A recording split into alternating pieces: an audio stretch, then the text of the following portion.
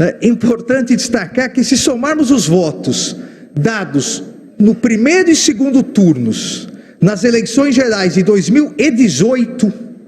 nas últimas eleições gerais, os votos dados aos chefes do Executivo federal e estaduais aqui presentes,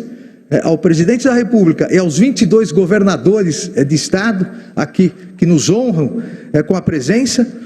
nós temos aproximadamente 180 milhões de votos. 180 milhões de vezes as brasileiras e os brasileiros apertaram a urna eletrônica, confirmaram o seu voto e a Justiça Eleitoral computou e depois proclamou o resultado. Os brasileiros e as brasileiras declaram com confiança o seu voto, aguardando a apuração, a proclamação do resultado no mesmo dia, para a segurança, tranquilidade e orgulho de nossas eleitoras e eleitores. Esse é o trabalho da Justiça Eleitoral, um constante trabalho de reafirmação dos valores democráticos, dos princípios republicanos e do respeito à soberania popular. A democracia existe exatamente para garantir a todas as brasileiras e a todos os brasileiros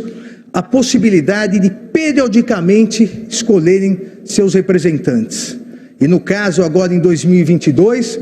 presidente da República, governadores de estado, senadores, deputados federais e deputados estaduais. E a Justiça Eleitoral,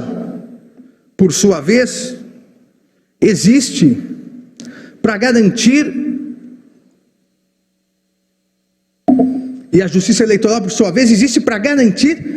que o exercício da democracia seja realizado de maneira segura, confiável e transparente.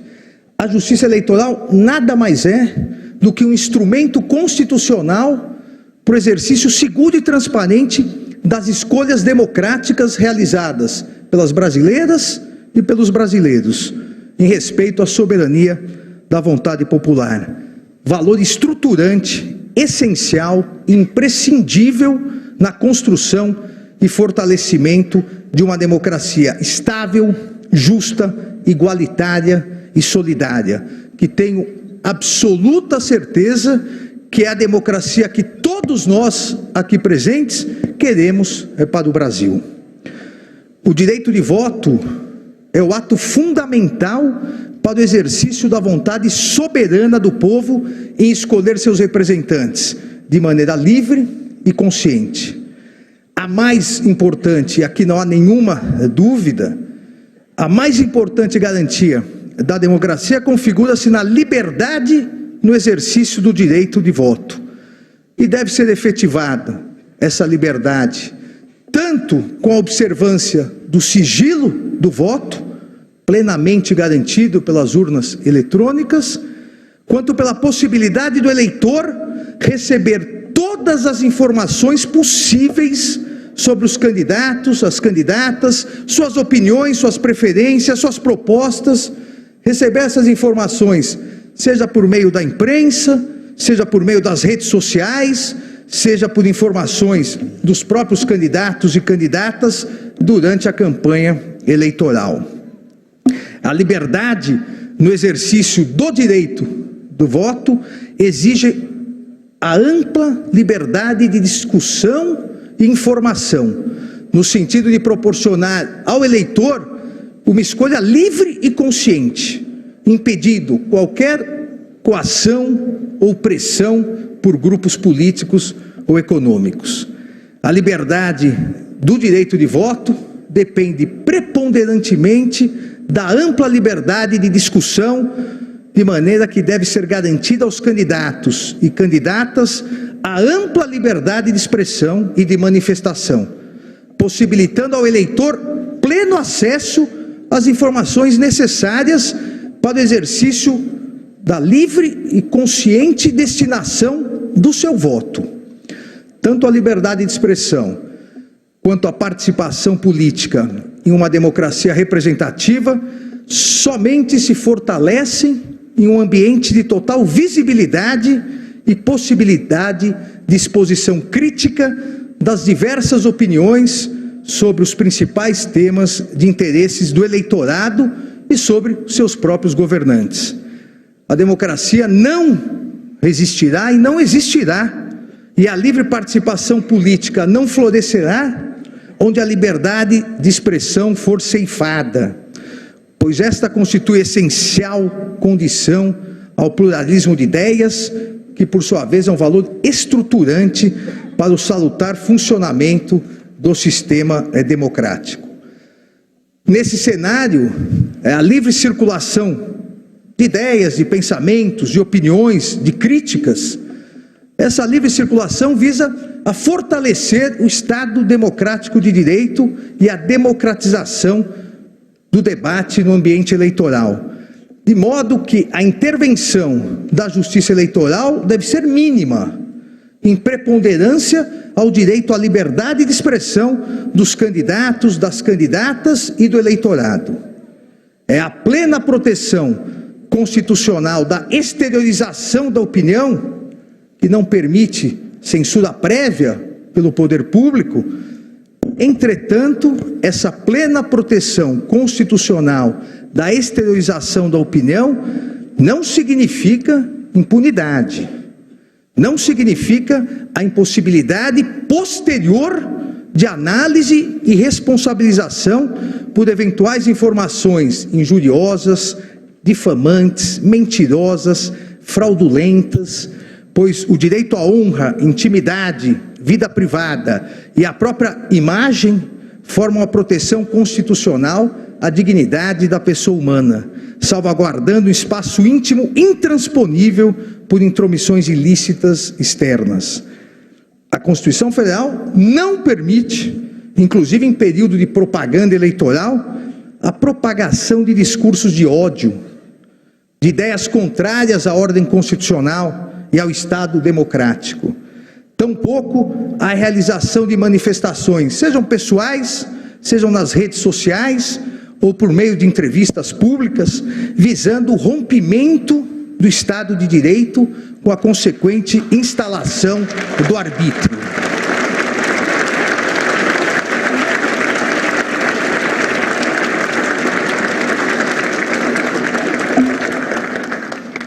A Constituição Federal consagra o binômio liberdade e responsabilidade,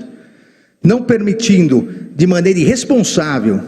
a efetivação do abuso no exercício de um direito constitucionalmente consagrado, não permitindo a utilização da liberdade de expressão como escudo protetivo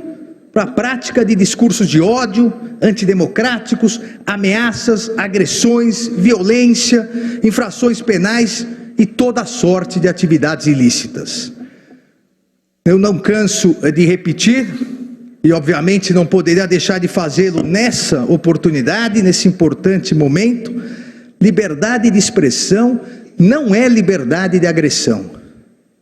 Liberdade de expressão não é liberdade de destruição da democracia, de destruição das instituições, de destruição da dignidade e da honra alheias. Liberdade de expressão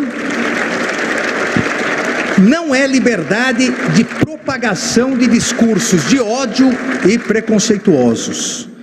A liberdade de expressão não permite a propagação de discursos de ódios e ideias contrárias à ordem constitucional e ao Estado de Direito,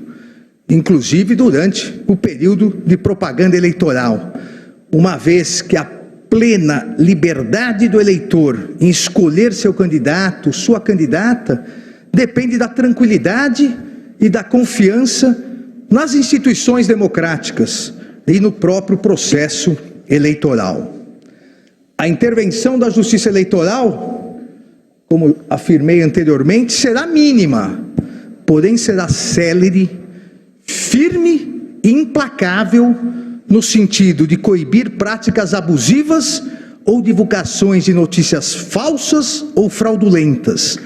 principalmente principalmente daquelas escondidas no covarde anonimato das redes sociais, as famosas fake news. E assim atuará a Justiça Eleitoral de modo a proteger a integridade das instituições, o regime democrático e a vontade popular, pois a Constituição Federal não autoriza que se propaguem mentiras que atentem contra a lisura, a normalidade e a legitimidade das eleições. A democracia não é um caminho fácil, exato ou previsível, mas é o único caminho. A democracia é uma construção coletiva daqueles que acreditam na liberdade, daqueles que acreditam na paz, que acreditam no desenvolvimento, na dignidade da pessoa humana, no pleno emprego, no fim da fome, na redução das desigualdades, na prevalência da educação e na garantia de saúde de todas as brasileiras e brasileiros. A democracia é uma construção coletiva de todos que acreditam na soberania popular e, mais do que isso, de todos que acreditam e confiam na sabedoria popular, que acreditam que nós todos, autoridades do Poder Judiciário, do Poder Executivo, do Poder Legislativo, somos passageiros, mas que as instituições devem ser fortalecidas, pois são permanentes e imprescindíveis para um Brasil melhor, para um Brasil de sucesso e progresso, para um Brasil com mais harmonia, com mais justiça social, com mais igualdade e solidariedade, para um Brasil com mais amor e esperança. Hoje, no Tribunal da Democracia,